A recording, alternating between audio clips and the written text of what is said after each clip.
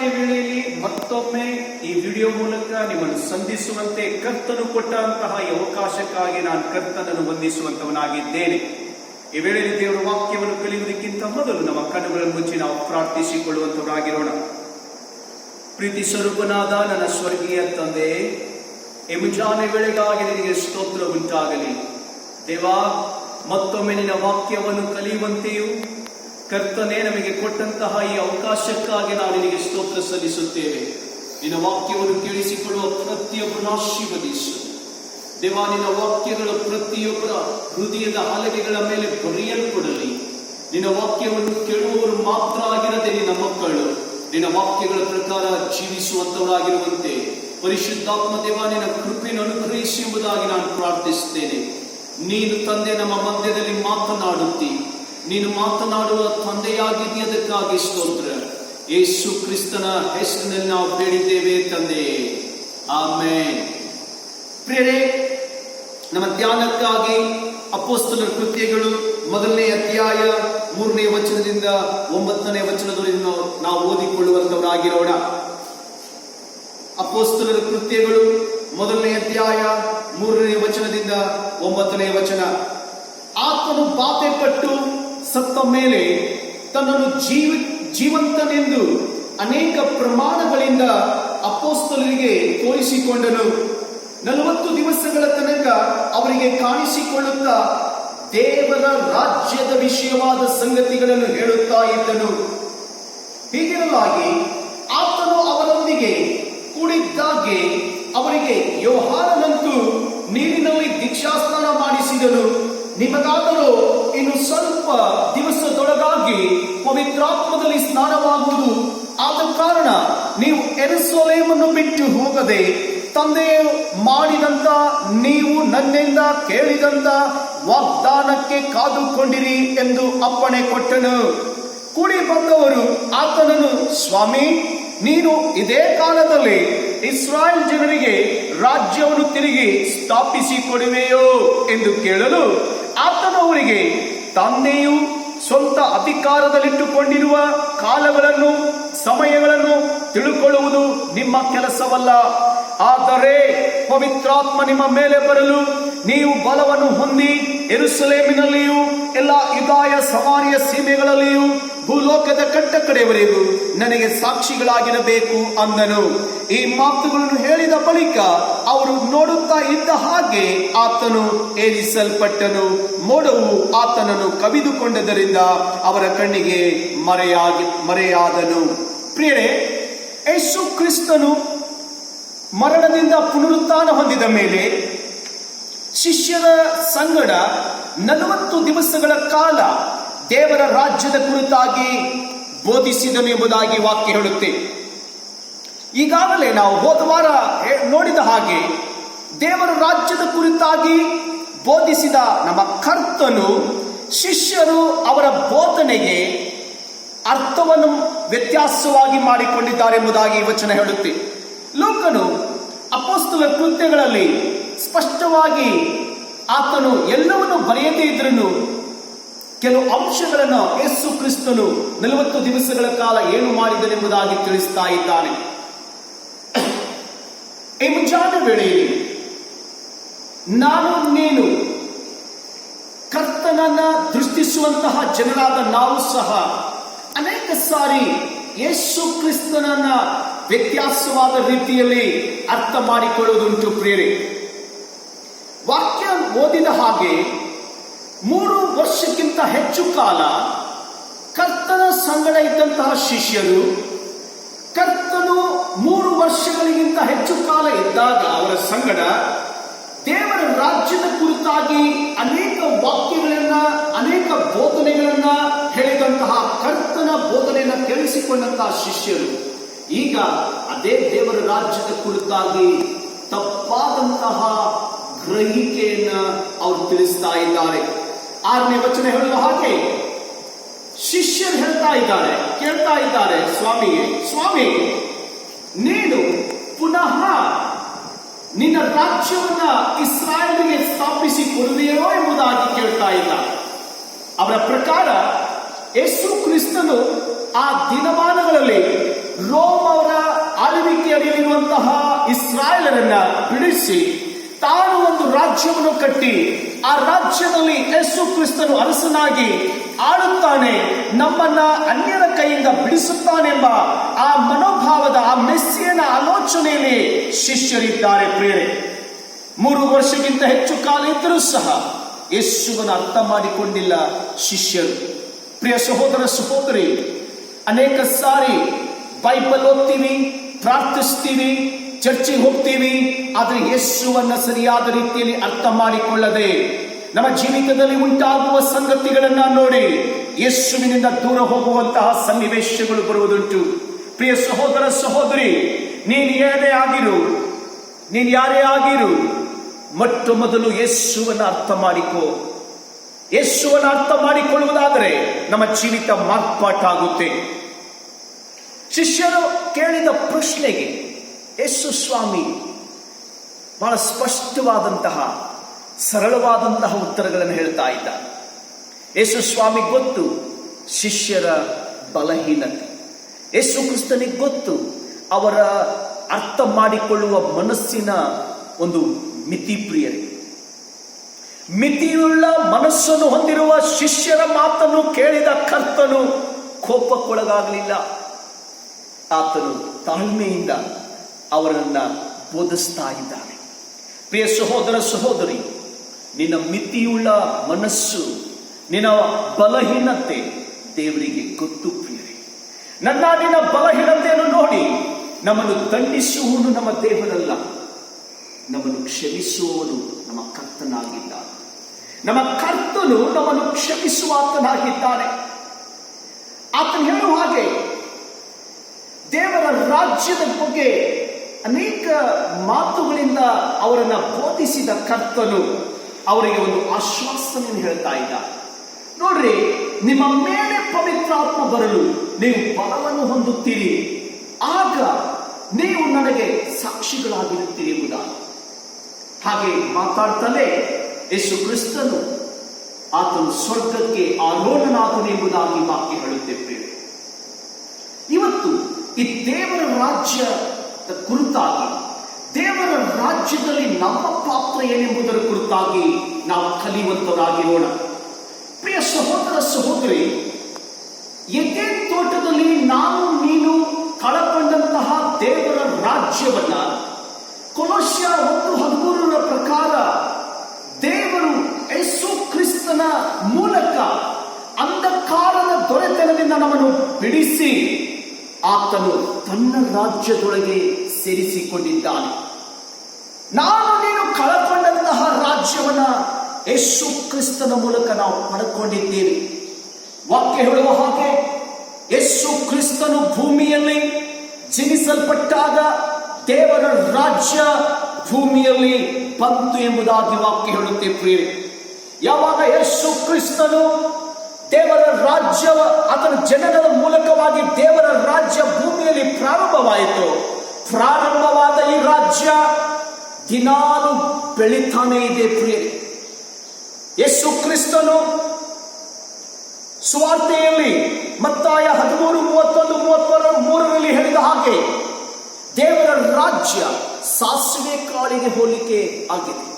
ಹೇಗೆ ಸಾಸಿವೆ ಕಾಳಿನ ಕಾಳು ಚಿಕ್ಕದಾಗಿದ್ರು ಅದು ಬೆಳೆದು ಕಾಯಿ ಪಲ್ಲೆಯ ಎಲ್ಲ ಗಿಡಗಳಿಗಿಂತಲೂ ದೊಡ್ಡದಾಗಿರುತ್ತೋ, ಹಾಗೆ ದೇವರ ರಾಜ್ಯ ಅದು ವಿಸ್ತಾರಗೊಳ್ಳುವಂತದ್ದಾಗಿರುತ್ತೆ ಪ್ರಿಯರೇ. ಅದೇ ವಾಕ್ಯದಲ್ಲಿ ಯೇಸು ಕ್ರಿಸ್ತನು ಹೇಳಿದ ಹಾಗೆ ದೇವರ ರಾಜ್ಯ ಹುಳಿ ಹಿಟ್ಟಿಗೆ ಸಮವಾಗಿದೆ. ಹೇಗೆ ಸ್ವಲ್ಪ ಹುಳಿ ಹಿಟ್ಟು ಎಲ್ಲವನ್ನ ಬೆರೆಸಿ ಹುಳಿ ಮಾಡುತ್ತೋ, ಹಾಗೆ ದೇವರ ರಾಜ್ಯ ಅದು ಬೆಳೆಯುವಂತದ್ದಾಗಿದೆ, ವಿಸ್ತಾರವಾಗುವಂತದ್ದಾಗಿದೆ. ಪ್ರಿಯ ಸಹೋದರ ಸಹೋದರಿ, ಸಂಪೂರ್ಣವಾಗಿ ದೇವರ ರಾಜ್ಯ ಯಾವಾಗ ಅದು ಬೆಳೆಯೋದು, ಅದು ಸಂಪೂರ್ಣವಾಗುತ್ತಂದ್ರೆ ಯೇಸು ಕ್ರಿಸ್ತನ 2ನೇ ಬರುಣದಲ್ಲಿ. ಪ್ರಿಯ ಸಹೋದರ ಸಹೋದರಿ, ಅದಕ್ಕಾಗಿ ನಾನು ನೀನು ಕಳ್ಕೊಂಡ ರಾಜ್ಯ ಯೇಸು ಕ್ರಿಸ್ತನ ಮೂಲಕವಾಗಿ ನಾವು ಪಡ್ಕೊಂಡಂತವರಾಗಿದ್ದೇವೆ. ಹಾಗೆ ಈ ದೇವರ ರಾಜ್ಯ ಶಿಷ್ಯರ ಮಾತಿನ ಪ್ರಕಾರ ನೋಡುವುದಾದ್ರೆ ಅವರು ಆಲೋಚಿಸ್ತಾ ಇದ್ರು, ರಾಜ್ಯ ಭೌಗೋಳಿಕವಾಗಿದೆ, ರಾಜ್ಯ ಅದು ಇಸ್ರಾಯೇಲರಿಗೆ ಮಾತ್ರ ಸೀಮಿತವಾಗಿದೆ. ಈ ಶಿಷ್ಯರ ಆಲೋಚನೆ ಪ್ರಕಾರ ದೇವರ ರಾಜ್ಯ ಅಂದರೆ ಯೇಸು ಕ್ರಿಸ್ತನ ರಾಜ್ಯ ಆ ಒಂದು ಭೌಗೋಳಿಕವಾದಂತಹ ಆ ಇಸ್ರಾಯೇಲ್ ಪ್ರಾಂತ್ಯಕ್ಕೆ ಮಾತ್ರ ಸೀಮಿತವಾಗಿದೆ ಎಂಬುದಾಗಿ ಅಂದ್ಕೊಂಡಿದ್ದರು. ಅದಕ್ಕಾಗಿ ಕೇಳ್ತಾ ಇದ್ದಾರೆ, ಸ್ವಾಮಿ ನೀನು ಯಾವಾಗ ನಿನ್ನ ರಾಜ್ಯವನ್ನು ಸ್ಥಾಪಿಸು. ಆದರೆ ಪ್ರಿಯ ಸಹೋದರ ಸಹೋದರಿ, ದೇವರ ರಾಜ್ಯ ಅದು ಭೌಗೋಳಿಕವಾಗಿ ಸೀಮಿತವಾಗಿಲ್ಲ. ದೇವರ ರಾಜ್ಯ ಆತ್ಮಿಕವಾದದ್ದು ಪ್ರಿಯರೇ. ದೇವರ ರಾಜ್ಯ ಇಸ್ರಾಯೇಲರಿಗೆ ಮಾತ್ರ ಸೀಮಿತವಾಗಿಲ್ಲ. ದೇವರ ರಾಜ್ಯ ಪ್ರತಿಯೊಂದು ಮನುಕುಲಕ್ಕೂ ಪ್ರತಿಯೊಂದು ಜನಾಂಗಕ್ಕೂ ಅವಶ್ಯವಾಗಿ ಬೇಕಾಗಿರುತ್ತದ ಸಂಗತಿಯಾಗಿದೆ. ದೇವರ ರಾಜ್ಯ ಅದು ಒಂದು ನಿರ್ದಿಷ್ಟವಾದ ಸಮಯದಲ್ಲಿ ಅದು ಸ್ಥಾಪನೆ ಆಗುವುದಂತಲ್ಲ. ದೇವರ ಕಾರ್ಯ ದೇವರ ರಾಜ್ಯದಲ್ಲಿ ಇರುವಂತದ್ದಾಗಿದೆ ಪ್ರಿಯ. ದೇವರ ರಾಜ್ಯ ಎಲ್ಲರಿಗೂ ಸಂಬಂಧಪಟ್ಟದ್ದಾಗಿದೆ. ಆದರೆ ಈ ದೇವರ ರಾಜ್ಯ ಈಗ ಎಲ್ಲಿದೆ ಪ್ರಿಯ ಸಹೋದರ ಸಹೋದರಿ?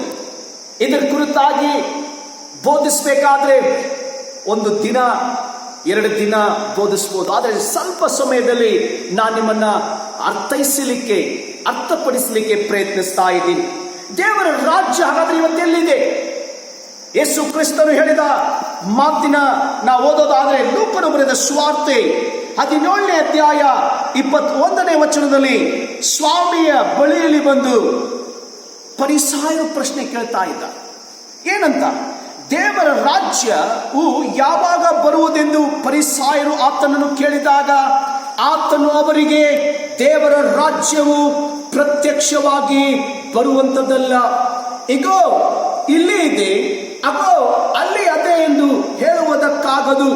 ದೇವರ ರಾಜ್ಯವು ನಿಮ್ಮಲ್ಲಿಯೇ ಅದೇ ಅಂತ ತಿಳುಕೊಳ್ಳಿರಿ ಎಂದು ಉತ್ತರ ಕೊಟ್ಟನು.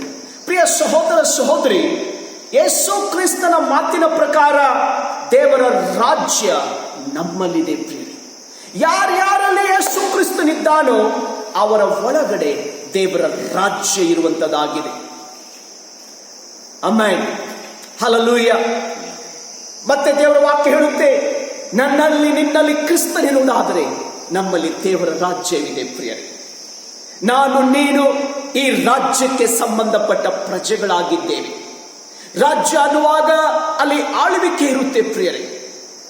ಹಾಗಾದ್ರೆ ನಾವು ಅಂಧಕಾರದ ರಾಜ್ಯದಲ್ಲಿರುವಾಗ ಅಂಧಕಾರದ ಆಳ್ವಿಕೆ ಅಡಿಯಲ್ಲಿದ್ದೇವೆ ಎಂಬುದಾಗಿ ವಚನ ಹೇಳುತ್ತೆ. ಈಗ ಕ್ರಿಸ್ತನ ರಾಜ್ಯದಲ್ಲಿ ಬಂದಿದ್ದೇವೆ.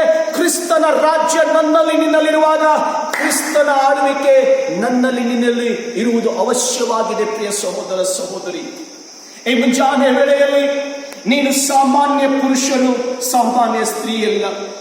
ನಿನ್ನ ಒಳಗಡೆ ಭೂಮಿ ಆಕಾಶವನ್ನು ಉಂಟು ಮಾಡಿರುವ ದೇವರ ರಾಜ್ಯವನ್ನು ಹೊತ್ತುಕೊಂಡಂತಹ ಪ್ರಜೆ ನೀನಾಗಿದ್ದಿ.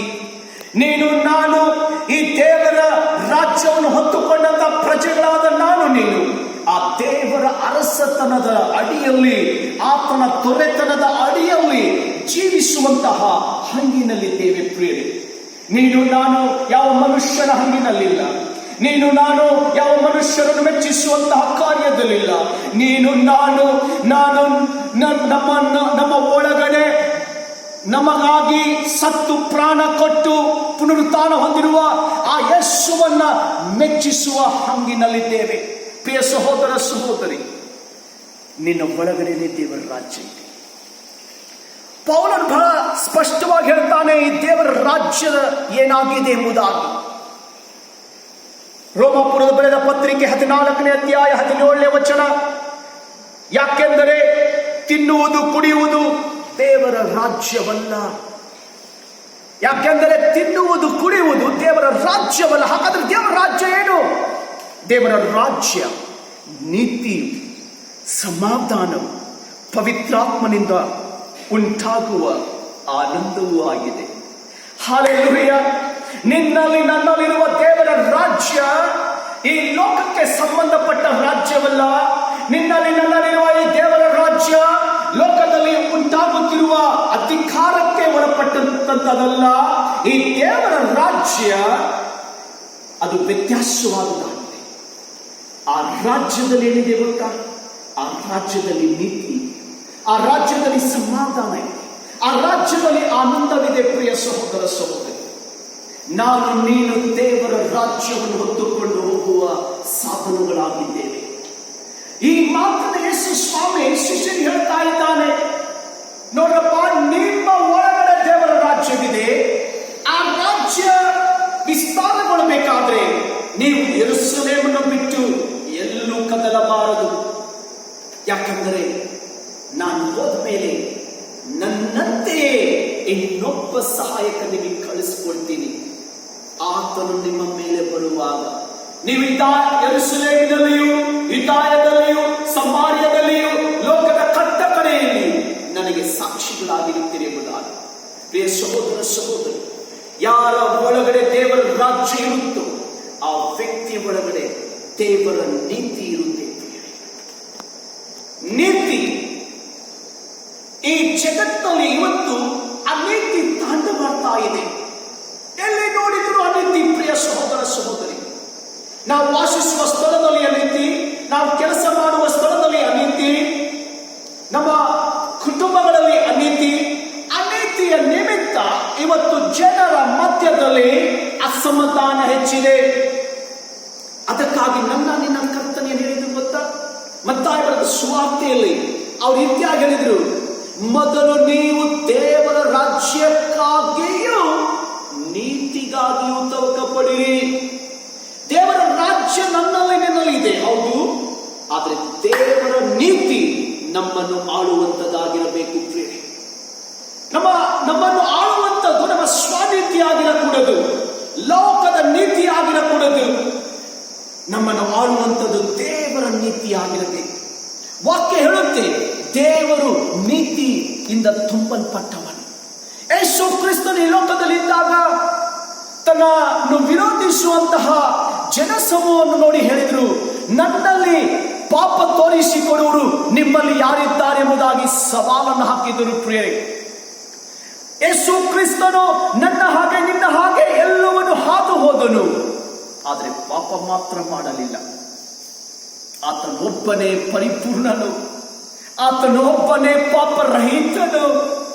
ಆ ಕರ್ತನು ನೀತಿಯಿಂದ ತುಂಬಲ್ಪಟ್ಟವನು, ನೀತಿಯ ಸೂರ್ಯನು. ಪ್ರಿಯರೇ, ಆ ನೀತಿಯುಳ್ಳ ದೇವರನ್ನ ನಾನು ನೀನು ಧರಿಸಿಕೊಂಡಿದ್ದೆ. ಆ ನೀತಿಯುಳ್ಳ ದೇವರ ರಾಜ್ಯವನ್ನು ನಾನು ನೀನು ಧರಿಸಿಕೊಂಡಿದ್ದೇವೆ. ಆ ರಾಜ್ಯದಲ್ಲಿ ನಾನು ನೀನು ಪ್ರಜೆಗಳಾಗಿದ್ದೇವೆ.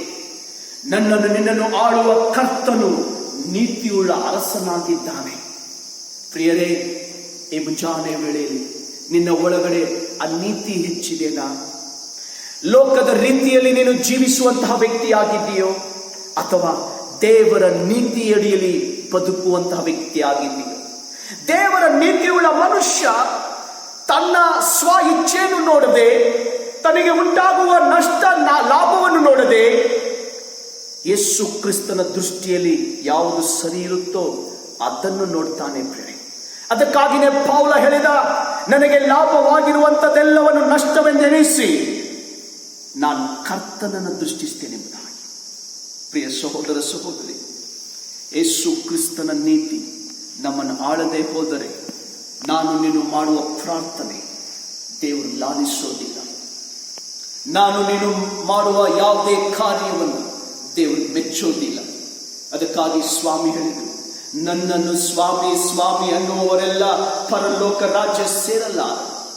ನನ್ನ ತಂದೆಯ ಚಿತ್ತದಂತೆ ನೀತಿಯಂತೆ ನಡೆಯುವವನೇ ಪರಲೋಕ ರಾಜ್ಯಕ್ಕೆ ಬಾಧ್ಯಸ್ಥನು. ಸ್ವಾಮಿಯಲ್ಲಿ ಪಟ್ಟಿ ಹೇಳ್ತಾರೆ, ನಾನು ಹೀಗೆ ಮಾಡಿದೆ ಅಂತ ಬಂದು ಹೇಳ್ತೀನಿ, ಆದರೆ ನಾನು ನಿನ್ನನ್ನು ಅರಿಯನೆಂಬುದಾಗಿ ಹೇಳುವೆನೆಂಬುದಾಗಿ. ಪ್ರಿಯ ಮಕ್ಕಳೇ, ಈ ಮುಂಜಾನೆ ವೇಳೆ ದೇವರ ನೀತಿ ನಮ್ಮನ್ನು ಆಳುವುದು ಅವಶ್ಯವಾಗಿದೆ.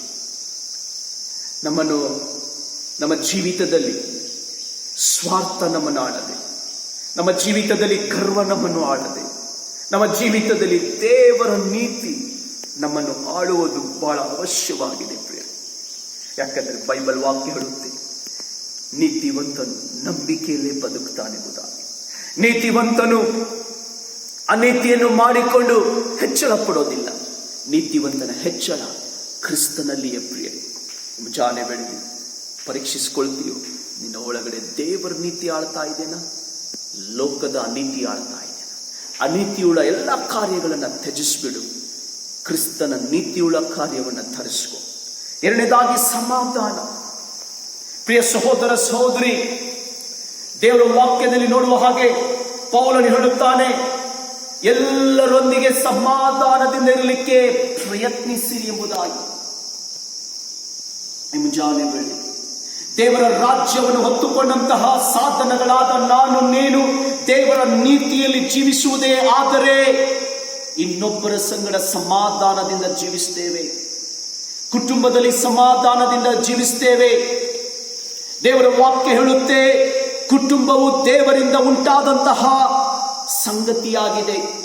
ಇವತ್ತು ಲೋಕದಲ್ಲಿ ನೋಡುವುದಾದರೆ ಕುಟುಂಬಗಳಲ್ಲಿ ಸಮಾಧಾನವಿಲ್ಲ. ಗಂಡ ಹೆಂಡತಿಯರ ಮಧ್ಯದಲ್ಲಿ ಸಮಾಧಾನ ಇಲ್ಲ. ಮಕ್ಕಳು ತಂದೆ ತಾಯಿಗಳ ಮಧ್ಯದಲ್ಲಿ ಸಮಾಧಾನವಿಲ್ಲ. ಇವತ್ತು ಅಸಮಾಧಾನದ ನಿಮಿತ್ತ ಜನರ ನೆಮ್ಮದಿ ಹಾಳಾಗಿದೆ. ಈ ಮುಂಜಾನೆ ವೇಳೆಯಲ್ಲಿ ದೇವರ ರಾಜ್ಯದ ಪ್ರಮುಖವಾದ ಗುಣ ಸಮಾಧಾನವುಳ್ಳದ್ದು. ದೇವರಿಗೆ ವಿರೋಧಿಯಾದ ನಾನು ನೀನು, ದೇವರಿಗೆ ವೈರಿಗಳಾದ ನಾನು ನೀನು, ದೇವರು ಕ್ರಿಸ್ತನ ಮೂಲಕ ನಾವು ಸಮಾಧಾನ ಹೊಂದಿದ್ದೇವೆ ಎಂಬುದಾಗಿ ವಚನ ಹೇಳುತ್ತೆ. ಕ್ರಿಸ್ತನ ಮರಣದ ಮೂಲಕ ನಾನು ನೀನು ಸಮಾಧಾನ, ದೇವರಿಂದ ಸಮಾಧಾನ ಹೊಂದಿದ್ದೇವೆ. ದೇವರು ನಮ್ಮನ್ನು ಕ್ಷಮಿಸಿದ್ದಾನೆ. ದೇವರು ನಮ್ಮನ್ನ ಸ್ವೀಕರಿಸಿದ್ದಾನೆ. ಇವತ್ತು ನಾನು ನೀನು ಇನ್ನೊಬ್ಬರನ್ನು ಕ್ಷಮಿಸಿ ಇನ್ನೊಬ್ಬರನ್ನು ಸ್ವೀಕರಿಸೋದಾದರೆ ಇನ್ನೊಬ್ಬರ ಸಂಗಡ ನಾನು ನಿನ್ನ ಸಮಾಧಾನದಿಂದ ಜೀವಿಸಲಿಕ್ಕೆ ಸಾಧ್ಯ. ದೇವರ ವಾಕ್ಯ ಹೇಳುತ್ತೆ, ಎಲ್ಲಿ ದೇವರ ಆತ್ಮನಿರ್ತಾನೋ ಅಲ್ಲಿ ಗಲಿಬಿಲಿರೋದಿಲ್ಲ, ಸಮಾಧಾನ. ದೇವರು ಸಮಾಧಾನಕ್ಕೆ ಕಾರಣನೇ ಹೊರತು ಗಲಿಬಿಲಿಗೆ ಕಾರಣನೇ ಎಂಬುದಾಗಿ ವಚನ ಹೇಳುತ್ತೆ. ಪ್ರಿಯ ಸಹೋದರ ಸಹೋದರಿ, ದೇವರ ರಾಜ್ಯವನ್ನು ಹೊತ್ತುಕೊಂಡಂತಹ ನಾನು ನೀನು, ನನ್ನಲ್ಲಿ ದೇವರ ರಾಜ್ಯ ಇದೆ ಎಂಬುದಾಗಿ ಹೇಳಿಕೊಳ್ಳುವಂತಹ ವ್ಯಕ್ತಿ ನೀನಾಗಿದ್ರೆ ನಿನ್ನ ಒಳಗಡೆ ಸಮಾಧಾನ ಆಳ್ತಾ ಇದೆಯಾ? ಇನ್ನೊಬ್ಬರ ಸಂಗಡ ನೀನು ಅತಿ ಬೇಗನೆ ಕ್ಷಮಿಸಿ ಸರಿಯಾಗ್ತಾ ಇದೆಯಾ? ನಿನ್ನ ಗಂಡನ ಬಳಿಯಲ್ಲಿ ಕ್ಷಮಾಪಣೆಯನ್ನ ಕೇಳಿನೋ ಕ್ಷಮಿಸಿ ನೀನು ಸರಿಯಾಗ್ತಾ ಇದೆ. ಹೆಂಡತಿ ಬಳಿಯಲ್ಲಿ ಸರಿಯಾಗ್ತಾ ಇದೆಯಾ? ಮಕ್ಕಳ ಬಳಿಯಲ್ಲಿ ಸರಿಯಾಗ್ತಾ ಇದೆ? ಸಭೆಯಲ್ಲಿ ಸಭಾ ಪಾಲಕನ ಸಂಗಡ ನೀನು ಸರಿಯಾಗ್ತಾ ಇದೆಯಾ? ಪ್ರಿಯ ಸಹೋದರ ಸಹೋದರಿ, ನಾವು ಒಬ್ಬರಿಗೊಬ್ಬರು ಕ್ಷಮಿಸುವರಾಗುವಾಗ ಬೈಬಲ್ ವಾಕ್ಯ ಹೇಳುತ್ತೆ, ಪ್ರೀತಿ ಎಲ್ಲವನ್ನ ಸಹಿಸಿಕೊಳ್ಳುತ್ತೆ. ಕ್ರಿಸ್ತ ನಮ್ಮನ್ನು ಪ್ರೀತಿಸಿದ್ದಾನೆ. ಕ್ರಿಸ್ತ ನಮ್ಮನ್ನು ಪ್ರೀತಿಸಿದ್ದಾನೆ. ಪ್ರೀತಿಸಿದ ನಿಮಿತ್ತ ನಮ್ಮನ್ನು ಸಹಿಸಿಕೊಂಡಿದ್ದಾನೆ. ಸಹಿಸಿಕೊಂಡ ಕ್ರಿಸ್ತನು ನಮ್ಮನ್ನು ತನ್ನ ಮಕ್ಕಳನ್ನಾಗಿ ಸೇರಿಸಿಕೊಂಡಿದ್ದಾನೆ. ಕ್ರಿಸ್ತನು ನಮ್ಮನ್ನು ಕ್ಷಮಿಸಿದ ಮೇಲೆ ಯೇಸು ಕ್ರಿಸ್ತ ಹೇಳ್ತಾನೆ, ತನ್ನ ಪರಲೋಕದ ಪ್ರಾರ್ಥನೆಯಲ್ಲಿ ತನ್ನ ಶಿಷ್ಯರಿಗೆ ಹೇಳ್ತಾನೆ, ಅಂತೂ ನೀವು ಜನರ ತಪ್ಪುಗಳನ್ನು ಕ್ಷಮಿಸದೆ ಹೋದರೆ ಪರಲೋಕದಲ್ಲಿರೋ ನಿಮ್ಮ ತಂದೆ ನಿಮ್ಮ ತಪ್ಪುಗಳನ್ನು ಕ್ಷಮಿಸಲಾರ. ಅದೇ ಪ್ರಾರ್ಥನೆಯಲ್ಲಿ ಸ್ವಾಮಿ ಹೇಳ್ತಾರೆ, ಪ್ರಾರಂಭದಲ್ಲಿ ಪರಲೋಕದಲ್ಲಿ ನನ್ನ ತಂದೆ ನಿನ್ನ ನಾಮವು ಪರಿಶುದ್ಧವಾದದೆಂದು ಎಣಿಸಲ್ಪಡಲು ನಿನ್ನ ರಾಜ್ಯವು ಬರಲಿ. ಪ್ರತಿನಿತ್ಯ ನಾನು ಪ್ರಾರ್ಥಿಸಬೇಕು. ಪ್ರಿಯ ಸಹೋದರ ಸಹೋದರಿ, ದೇವರ ರಾಜ್ಯ ನಮ್ಮಲ್ಲಿ ಬರುವುದಾದರೆ ದೇವರ ನೀತಿ ದೇವರ ಸಮಾಧಾನ ನಮ್ಮನ್ನು ಆಳುವಂತೆ ಪ್ರಾರ್ಥಿಸೋದು ಅವಶ್ಯವಾಗಿದೆ. ನನ್ನಲ್ಲಿ ದೇವರ ರಾಜ್ಯ ಇರೋದಾದರೆ ದೇವರ ಸಮಾಧಾನ ಇರುತ್ತೆ. ಮೂರನೇದಾಗಿ ಪೌಲನ ಪ್ರಕಾರ ಪವಿತ್ರಾತ್ಮನಿಂದ ಉಂಟಾಗುವ ಆನಂದ. ಪ್ರಿಯ ಸಹೋದರ ಸಹೋದರಿ, ಯೇಸು ಕ್ರಿಸ್ತನ ಈ ಲೋಕದಲ್ಲಿದ್ದಾಗ ತನ್ನ ಶಿಷ್ಯರಿಗೆ ಹೇಳಿದ್ರು, ಇಗೋ ನಾನು ನಿಮಗೆ ಶಾಂತಿಯನ್ನು ಬಿಟ್ಟು ಹೋಗುತ್ತೇನೆ, ನನ್ನಲ್ಲಿರುವಂತಹ ಶಾಂತಿಯನ್ನು ನಿಮಗೆ ಬಿಟ್ಟು ಹೋಗುತ್ತೇನೆ. ಲೋಕ ಕೊಡುವ ರೀತಿಯಲ್ಲಿ ನಾನು ನಿಮಗೆ ಶಾಂತಿ ಕೊಡದೆ ನನ್ನೊಳಗಿರುವ ಶಾಂತಿಯನ್ನು ಕೊಡುತ್ತೇನೆ. ಅದೇ ಸ್ವಾಮಿ ಹೇಳಿದ್ರು, ನಿಮ್ಮಲ್ಲಿ ಆನಂದವು ಪರಿಪೂರ್ಣವಾಗಿರಬೇಕಂತೇಳಿ ನಾನು ಬಯಸ್ತೀನಿ ಅಂತ. ಲೋಕದಲ್ಲಿ ಇವತ್ತು ಆನಂದ ಪಡುವಂತಹ ಕಾರ್ಯ ಬಹಳವಿದೆ. ದುಷ್ಟ ಕಾರ್ಯದಲ್ಲಿ ಜನ ಇವತ್ತು ಆನಂದ ಪಡ್ತಾ ಇದ್ದಾರೆ. ದುರಭ್ಯಾಸದಲ್ಲಿ ಆನಂದ ಪಡ್ತಾ ಇದ್ದಾರೆ. ಪಾಪದಲ್ಲಿ ಆನಂದ ಪಡ್ತಾ ಇದ್ದಾರೆ. ಆದರೆ ಅದು ಕ್ಷಣಿಕ. ಆದರೆ ಪವಿತ್ರಾತ್ಮನಿಂದ ಉಂಟಾಗುವ ಆನಂದ ಯಶಸ್ಸಿನಲ್ಲಿರುವಂತಹ ಆನಂದವಲ್ಲ. ಹೌದು, ಯಶಸ್ಸು ಇರಬೇಕು ನಮ್ಮ ಜೀವಿತದಲ್ಲಿ. ಹೌದು, ನಮ್ಮ ಜೀವಿತದಲ್ಲಿ ನಾವು ಅಂದುಕೊಂಡಂತಹ ಕಾರ್ಯಗಳು ಆಗಬೇಕು. ಆ ಕಾರ್ಯಗಳು ಆದಾಗ ಉಂಟಾಗುವ ಆನಂದದ ಬಗ್ಗೆ ಸ್ವಾಮಿ ಮಾತಾಡ್ತಿಲ್ಲ. ಹಿಂಸೆಯಲ್ಲಿ, ಕೊರತೆಯಲ್ಲಿಯೂ ಇಕ್ಕಟ್ಟಿನಲ್ಲಿಯೂ ಪವಿತ್ರಾತ್ಮನಿಂದ ಉಂಟಾಗುವ ಆನಂದ ಕದಲುವುದಿಲ್ಲ ಪ್ರಿಯರೇ. ಪರಿಸ್ಥಿತಿಗಳ ಮೇಲೆ ಆ ಆನಂದ ಆಧಾರವಾಗಿಲ್ಲ. ಆ ಆನಂದ ಕ್ರಿಸ್ತನ ಮೇಲೆ ಆಧಾರವಾಗಿದೆ ಪ್ರಿಯ ಸಹೋದರ ಸಹೋದರಿ. ಅದಕ್ಕಾಗಿ ಕ್ರಿಸ್ತನ್ ಹೇಳ್ತಾ ಇರುವ ಮಾತೇನೆಂದರೆ, ನಿಮ್ಮಲ್ಲಿರುವ ಆನಂದ ಪರಿಪೂರ್ಣವಾಗಿರಬೇಕು. ಆ ಆನಂದ ಪರಿಸ್ಥಿತಿಗಳ ಮೇಲೆ ಇರಬಾರದು. ಆ ಆನಂದ ಮನುಷ್ಯರ ಮಾತುಗಳ ಮೇಲೆ ಆಧಾರವಾಗಿರಬಾರದು. ಆ ಆನಂದ ಇನ್ನೊಬ್ಬರ ಹೊಗಳಿಕೆ ಮೇಲೆ ಆಧಾರವಾಗಿರಬಾರದು. ಆ ಆನಂದ ಯೇಸುವಿನ ಮೇಲೆ ಆಧಾರವಾಗಿರಬೇಕು, ಕರ್ತನ ಮೇಲೆ ಆಧಾರವಾಗಿರಬೇಕು. ಅದಕ್ಕಾಗಿ ದೇವರ ವಾಕ್ಯ ಹೇಳುತ್ತೆ, ದೇವರ ರಾಜ್ಯ ನೀತಿಯಿಂದಲೂ ಸಮಾಧಾನದಿಂದಲೂ ಆನಂದದಿಂದಲೂ ತುಂಬಿರುವಂಥದ್ದು ದೇವರ ರಾಜ್ಯ. ಅನೇಕ ಸಾರಿ ದೇವರ ಮಕ್ಕಳು ಎಂಬುದಾಗಿ ನಾವು ಅಂದ್ಕೊಳ್ತೀವಿ.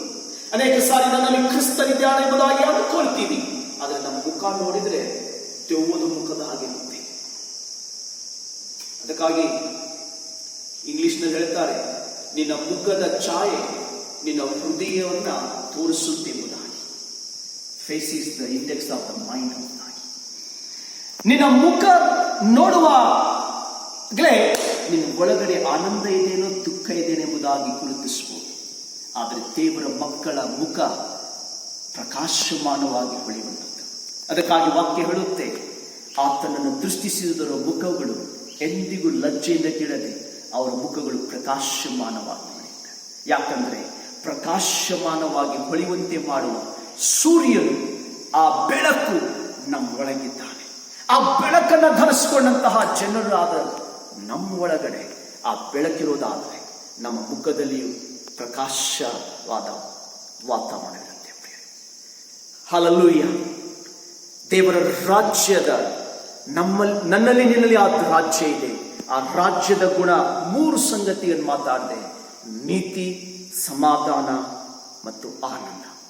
ಸ್ವಾಮಿ ಹೇಳಿದ್ರು ಶಿಷ್ಯರಿಗೆ ಪ್ರಾರ್ಥನೆ ಮಾಡುವಾಗ, ನಿನ್ನ ರಾಜ್ಯವು ಬರಲಿ.